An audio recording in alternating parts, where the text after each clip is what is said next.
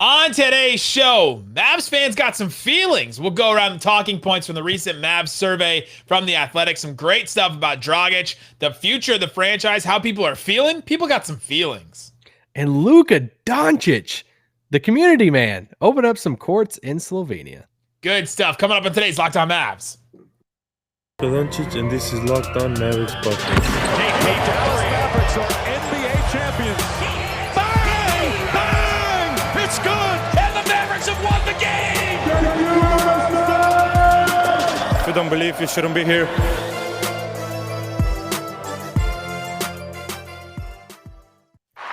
And welcome. You are locked on to the Dallas Mavericks. My name is Nick Angstadt, media member and coordinator for the Locked On Podcast Network. And joining me, as always, my co-host, contributor at Mavs.com. The court kid, the one more thinking. What you got for me, Isaac Harris? Well, I just finished up my fourth fantasy football draft, and I'm all done.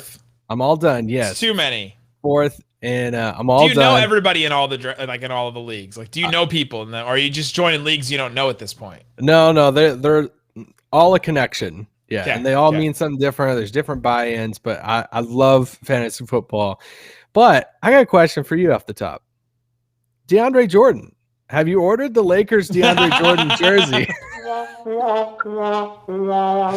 I don't know. What was the big deal about it? I don't get it. Like, he's not good. The Nets don't want him. The Nets need a center. They don't want him. I need to know, like, what are Lakers fans feeling right now? Because there's one thing to have an old roster, but now it's gone like way far. And DeAndre Jordan has had cement blocks on his feet for about 4 years now.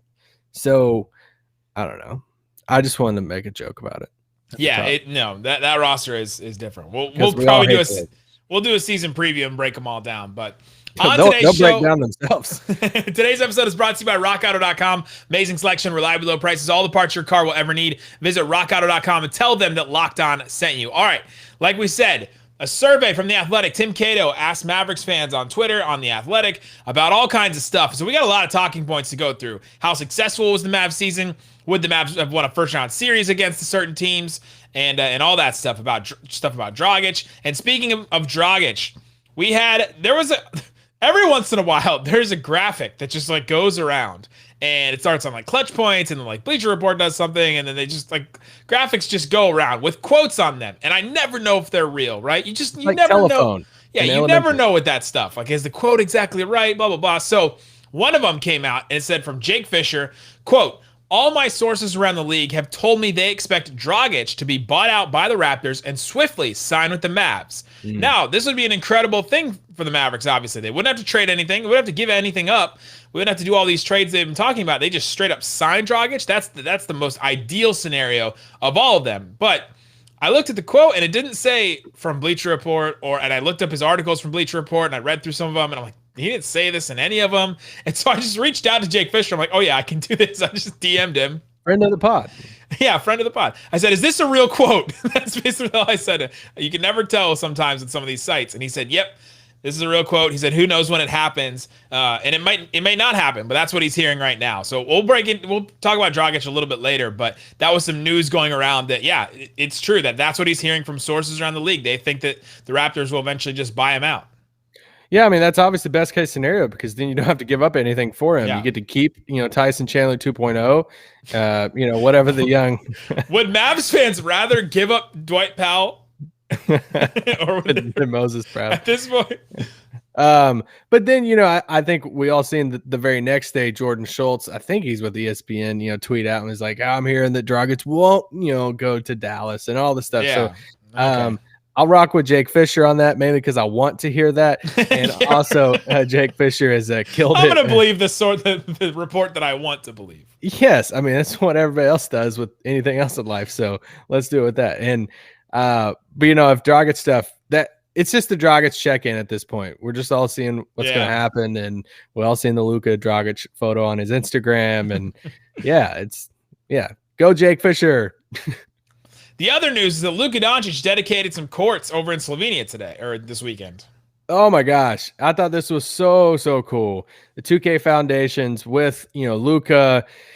they dedicated two new courts. I woke up over the weekend with a DM from someone sending me the YouTube link to a video from it, and just the new courts there. He basically refurbished two basketball courts there in Ljubljana, and I had hired a local designer to design the courts. Obviously, it has this new logo, which Jordan Brand did a cool little article with Luka explaining the logo, how it's obviously the L and the D in that. There's the two sevens in that. The negative space in between is the S for Slovenia, which is really cool.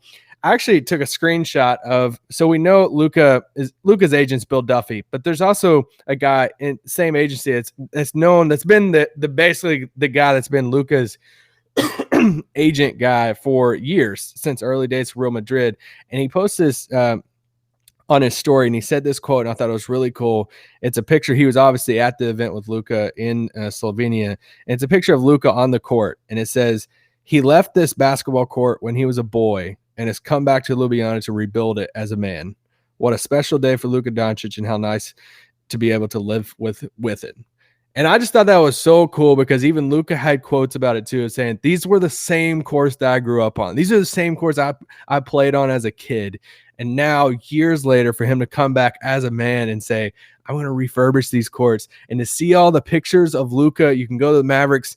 I tweeted out some pictures. The Mavericks tweeted out a bunch of pictures of it. To see him with all these teenagers and, all this stuff. There's a bunch of people there. It's like, that's the next generation of basketball players in Slovenia that are looking up to Luka, and Luka's going back home, giving back to his home. And I love all this stuff. If I could just do community stuff with great people like Luka, sign me up. I just love all that. It's absolutely awesome. Good to see him. Good to see him there. He's even cutting the ribbon. There was a picture of him dunking, and I was like, oh, I'm wondering how much. I swear there was a picture of him going through like drills, like in and out. I'm like, who convinced him that he should he's going to go through drills? But you know what?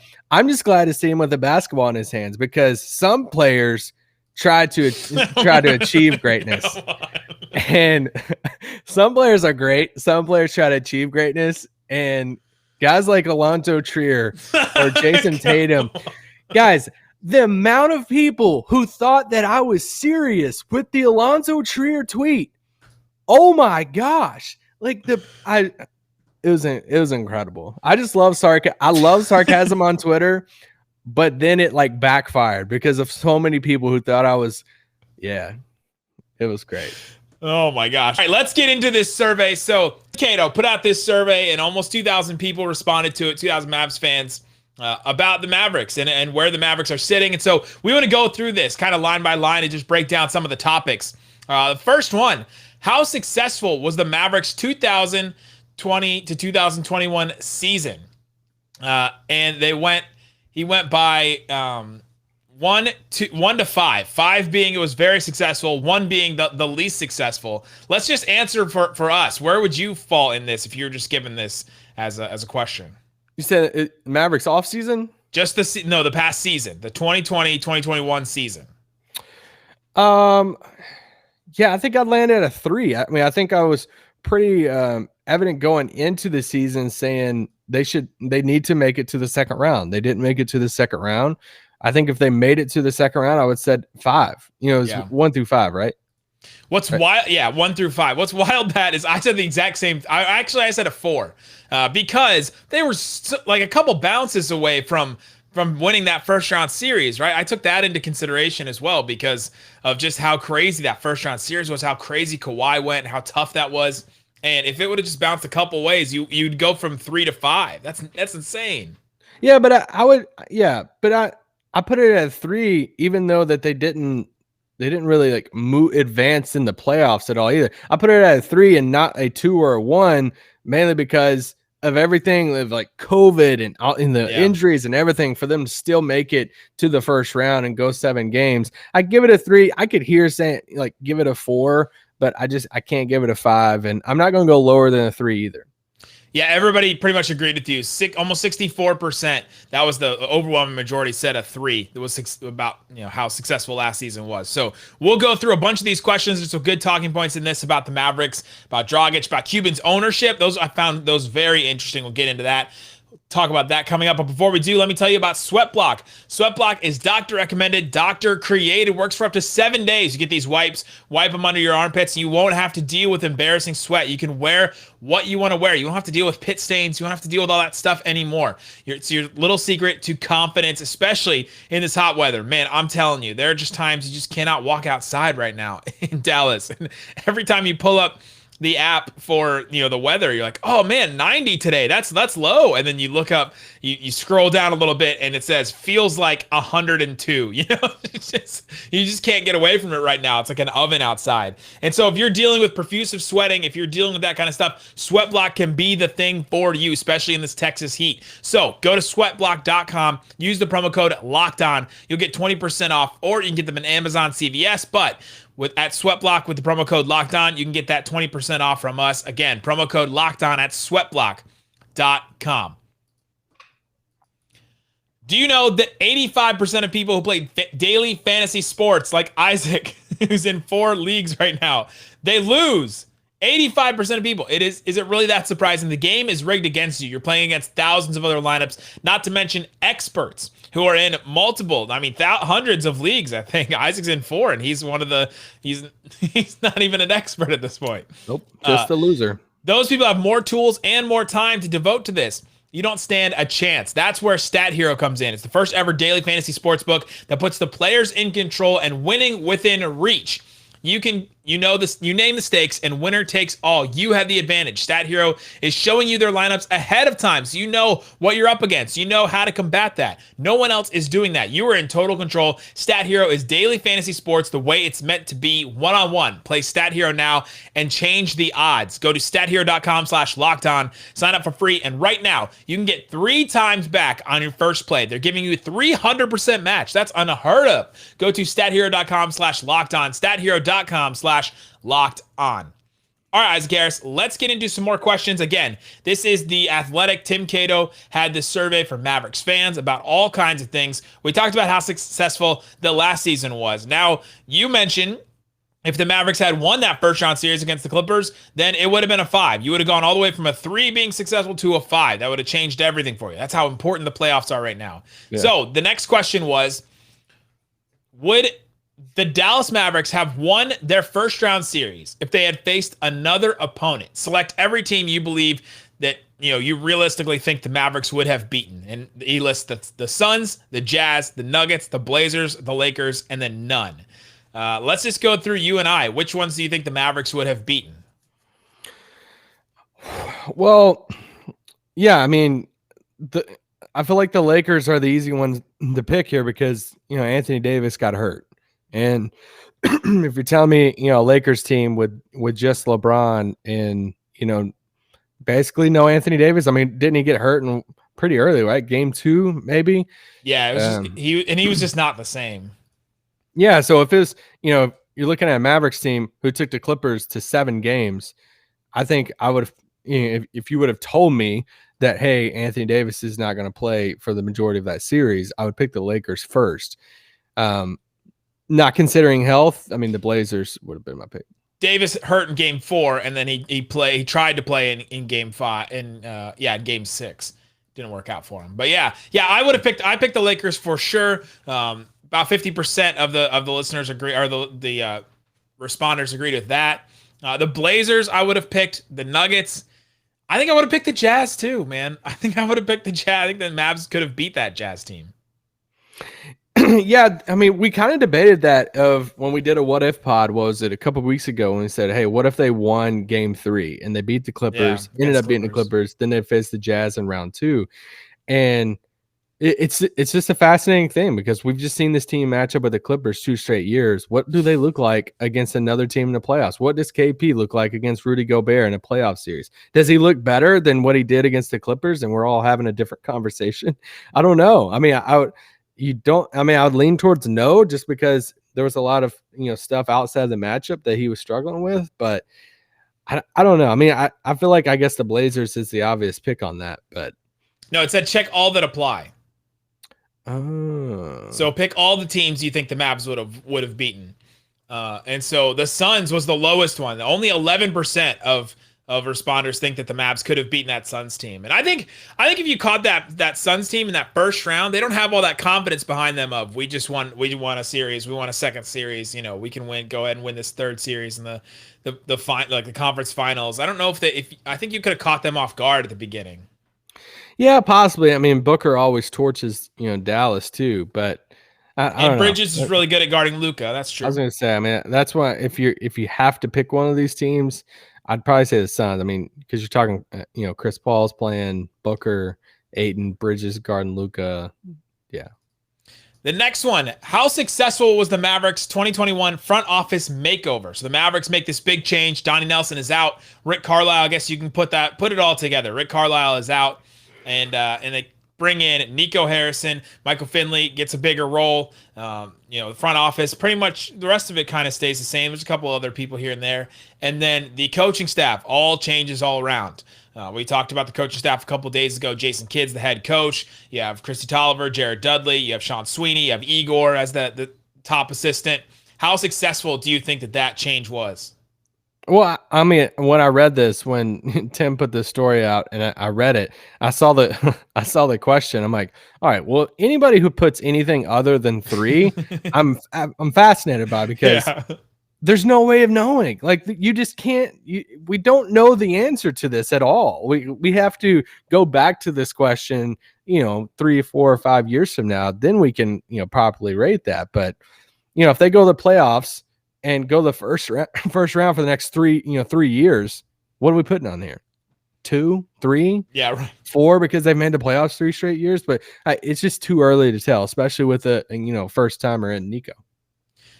Speaking of that front office, how successful was the Mavericks 2021 offseason? So that's this past offseason. How successful was it?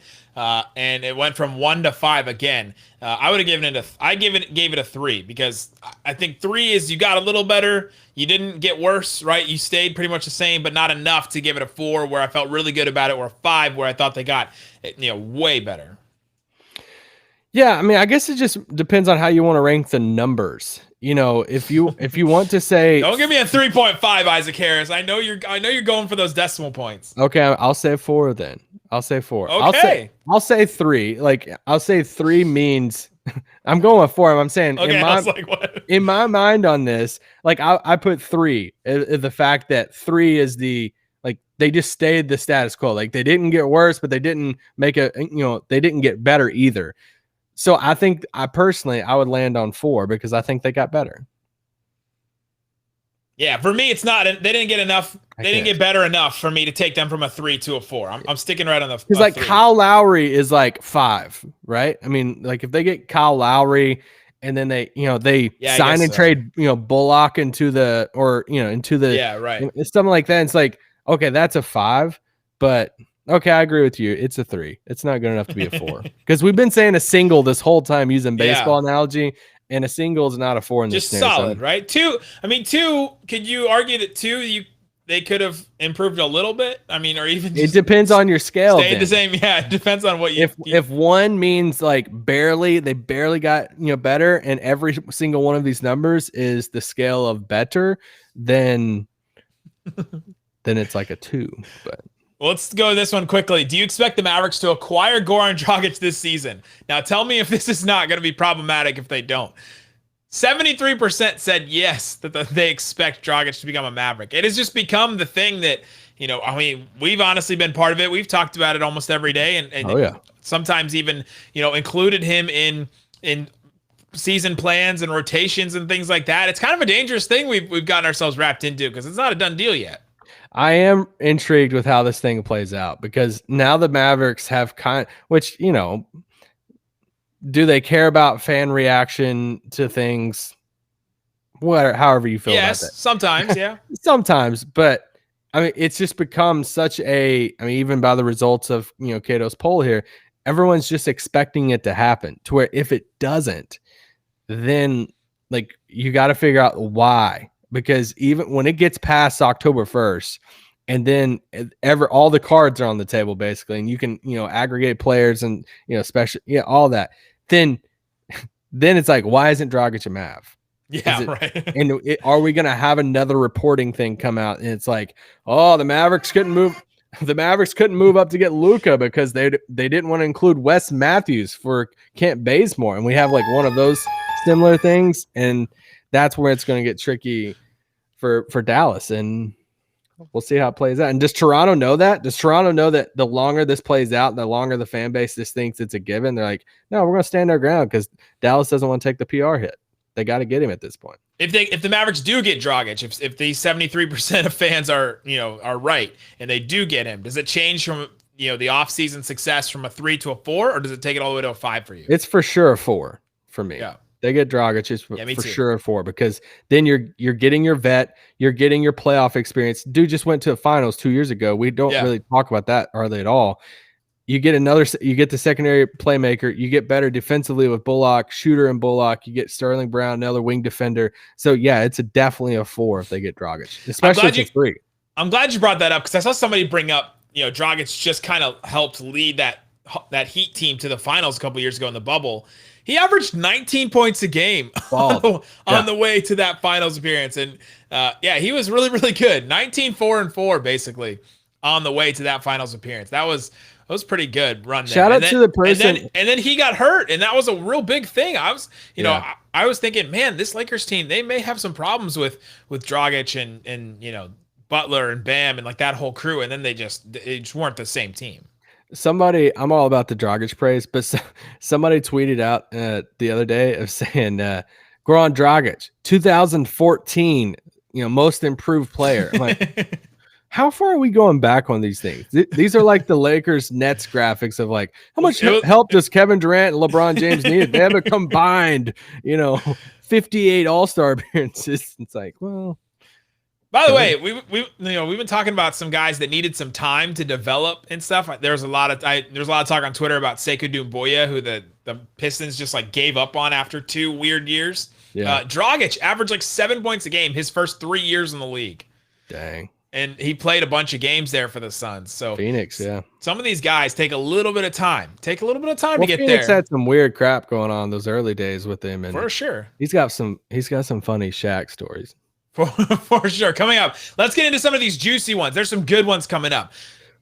How confident are you in Cuban's ownership? How confident are you in the level of ownership over the last decade? All that kind of stuff. This will be fun for me to talk about. There's a lot of good stuff in this we'll talk about coming up. But before we do, let me tell you quickly about Rock Auto. With the ever-increasing number of makes and models of cars, there's just too many for a roadside store, for one of those that you hear about on TV, to handle all the parts and to carry all the parts. Rock Auto has that. They have all the parts that your car will ever need. Save time and money using rockauto.com. They're a family business serving do-it-yourselfers online for over 20 years. They've been doing this. They've been in this. Rock Auto prices are reliably low for every single customer. They have everything you can need. Brake parts, tail lamps, motor oil, even new carpet. Go to rockauto.com right now and see all the parts available for your car or truck right locked on in their How Did You Hear About Us box, so they know that we sent you. Amazing selection, reliably low prices, all the parts your car will ever need. Go check out rockauto.com today. All right, Isaac Harris, let's get into some more of these questions. There's some good ones in this. Talked about Dragic. How much confidence do you have in Mark Cuban's Mavericks ownership?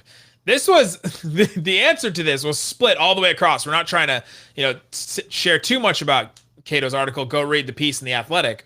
But 3 was the highest, 33%. And if 3 is the highest at 33%, you know how it's split the rest of the way, right? It was just straight up across the board. People are either really confident in it or not confident in it at all. And it just split basically right down the middle for Mavs fans. Yeah. Mark, you can turn the pod off at this point. Loyal listener Mark Cuban. Sorry, bud.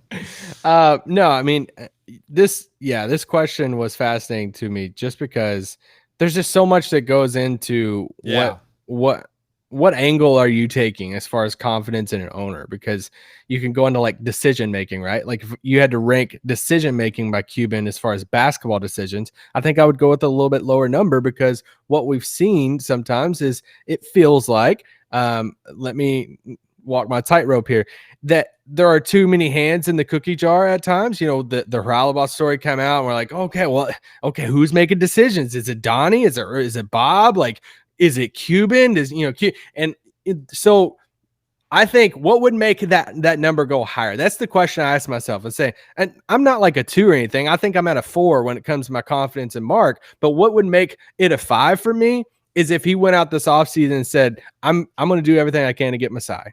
And I'm going to turn everything over to Masai and say, Masai, you take everything, you make all the decisions, run this show. But that's not who Mark is, because Mark's very hands-on, and Mark wants to have a huge role in decisions and with Nico and these guys. So it's a 4 for me. It's not a 5, but it's a 4. And a lot of that has to do with how innovative Mark is, that relationally, I mean, going to Slovenia, the locker room stuff over the years, like he's always going to be at the front of the line looking for the next step as far as innovation wise with the organization.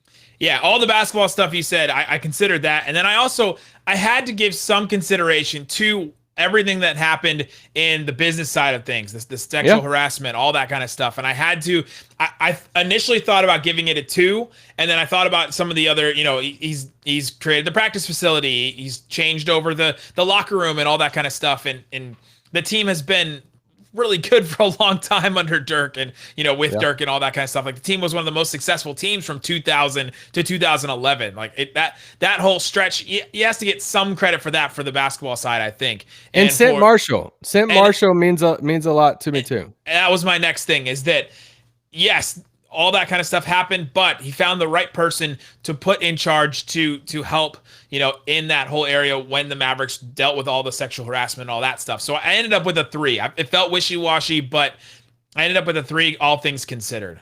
And I think this is a little to be determined too, because so much has changed this summer. What does everything look like months from now or a couple years from now? Like, who's calling the shots? Do we have stories that's coming out 3 years from now about how Nico pulled in this free agent and this relationship here, and now Nico's one of the brightest young minds of the league, and he's we're all like, Bob Myers, the next Rob Pelinka. Yeah. It's like at that point you're looking at this number saying, dang, Mark was on it with that hire. That was crazy. So I think we can give the number now, but so much has changed this summer, even with the Jason Kidd hiring. If Jason Kidd flames out a year from now and it's a debacle and it's a whole new chapter of a book sometime, then we're like, well, dang it. How did you not see that coming? But if it does work out and he leads him to a couple titles, we're like, all right.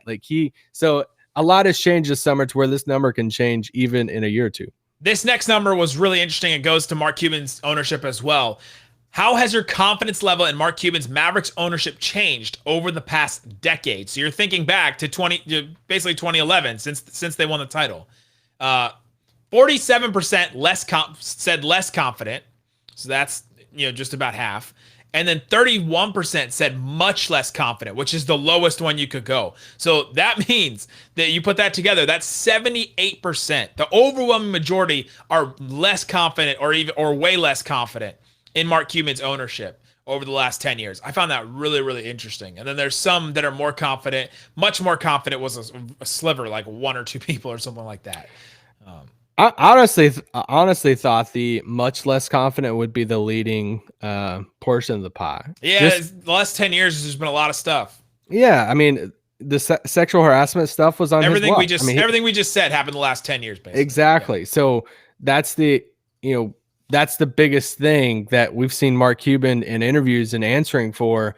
And even, recently, the Reliably story of him in power. So there have been things over the past decade that I 100% see how people's, confidence in him could have went down. There's 2 more questions I want to get to quickly. Rank the factors in order of importance that caused Luka Doncic to wear down late in games. I found this really interesting, thinking, what do Mavs fans think is holding Luka back basically at the end of games? Most you can rank them 1 to 3. So most important, middle important, and then least important. And the 3 things were conditioning, team strategy, and lack of a secondary creator. So conditioning is lacking of, Luka's game shape, his wind, all that kind of stuff. Team strategy is relying too much on Luka, putting the ball in his hands too much, requiring him to do too much. And then lack of secondary creator, is empowering that usage of Luka. Basically, how would you have ranked these? Conditioning 1. Me too. Secondary creator 2. And team strategy 3. Yeah, I did the exact same thing. And Mavs fans were almost opposite on that. They had conditioning as the least amount. Let's put it this way: the least amount of people said that was the most important thing. Was conditioning. I found that really interesting. And the most amount of people said lack of secondary creator was the most important thing. They put that one first. Team strategy was kind of in the middle, and then conditioning had the most people saying least or middle importance. So they basically flipped it from us. Interesting. I would want to know if people think that I can understand being like 100% all pro Luka for everything, but I mean, we're basically locked on Luka. I mean, people complain that we talk about Luka so much. Wait, can we talk about that for a second? Somebody that listens to the Locked On Hornets podcast went and left a review on Apple Podcasts saying, you guys don't talk about LaMelo enough. Go listen to Locked On Mavericks. They talk about Luka so much, it sickens me. We talk about Luka so much. So yeah, we're locked on Luka, but Luka's not in the best shape in the world. He's not super overweight and the worst shape, but like Luka can get in better shape. So I think that is number one for me. But also at the same time, I mean, they're all true to an extent. It's just that getting another ball handler, another creator gives him some of these possessions that Luka, can you run? Like, you're still going to want to put the ball in freaking Luka Doncic's hand. So I don't care who they bring in there. Like, you still want Luka having the ball. It just, can you withstand that they got to get another secondary creator. The last one to me was maybe the most interesting question specifically. Which of the following role players are you comfortable playing 25 plus minutes in a competitive playoff game? So check all that apply, basically. Sterling Brown, Jalen Brunson, Reggie Bullock, Trey Burke, Dorian Finney-Smith, Josh Green, Tim Hardaway Jr., Maxi Kleber, Dwight Powell. Who voted for Josh Green? 38 people voted for Josh Green. That's confidence right there. That's insane to me. That's pretty wild to me. I found this answer really interesting. Let's just go through. We'll just go through it and name all of them. 44% said that they were confident that Jalen Brunson could play 25 minutes. 66% said that they were confident in Reggie Bullock playing. Only 66%. That seemed really low to me. 25 minutes in a playoff game. They don't think Reggie Bullock can play that. That was fascinating. Yeah, I mean, I went from the top down. I went from Tim Hardaway for sure. We would pick him. He was number one, 97%. Believe me. Yeah, we've seen it. He's done. Just did, yeah. And then after that, I was really curious between Dorian, Bullock, and Maxi, and the fact that Dorian at 84% compared to Maxi at 48%. I don't think that should have been that big of a difference. And that's a huge difference. And I love Dorian. Yeah, Dorian was number 2, 84% believe Dorian. And you can check multiple ones. It's not like you just pick one player. So Dorian was second at 84%, Bullock third, 66%, and then Maxi was fourth at just about 50%. See, I would have personally, if you would have told me to guess how fans would have voted on this, I would have thought that they would have put Bullock and Dorian would have been switched, or at least the same. Yeah, like Bullock would have been at 84%, but that there's a 20% difference between fans valuing Dorian in a playoff series over Reggie Bullock. I thought that was a little surprising. Yeah, if we want to go political poll analysis here, 18 points difference between Dorian Finney-Smith and Reggie Bullock. Can we call it right now? Can we call it? So what they're doing in this county in Iowa, check this out right now. We'll zoom in. I found that fascinating. The difference between Dorian, Bullock, and Maxi, those guys. And then the fact that Brunson and Maxi were that close. I mean, it's not even 50 votes separates those guys as people that think that they can play 25 minutes in a competitive playoff game. Yeah, the fact that Maxi was just 4% higher than Brunson on this poll. 4 percentage point, yeah. Yeah, when we just watch Brunson kind of get played out of that playoff series, I don't think that's the end of his career stuff. He needs another shot in the playoffs and all of that. But Maxi, we've seen him in the playoffs, guard Kawhi, and I mean I get Kawhi's Kawhi, but he's played when he's healthy. He can play in a playoff series. Biggest thing is Maxi's too low on this. Maxi can play in a playoff series, and I'm very comfortable with Maxi playing in a playoff series. Absolutely. Yeah, absolutely. Yeah. I think that number is low because we just saw Maxey guard Kawhi for 2 years. Like, that shouldn't happen. Yeah, and he was unhealthy this past offseason or this past playoffs. My bad.